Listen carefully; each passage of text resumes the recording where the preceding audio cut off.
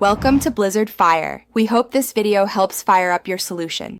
In this video, I will explain how to turn on your Ledger Nano X.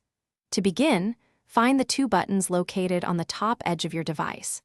Simply press and hold both of these buttons at the same time for about 3 seconds. You will then see the Ledger logo appear on the screen, confirming that your device has successfully powered on and is ready for use.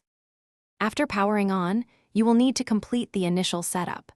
First, connect your Ledger Nano X to a power source using the provided USB-C cable. Next, choose whether to set up a new device or restore from an existing recovery phrase. Carefully follow the clear instructions displayed on the device's screen to finalize this important setup process. Once your device is on and set up, navigating it is straightforward. The left button allows you to scroll left through options or return to a previous menu. Conversely, the right button lets you scroll right or confirm a selection.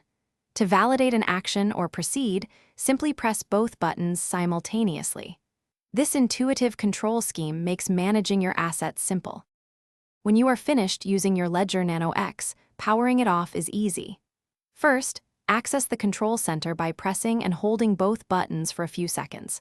From the menu that appears, select the Power Off option.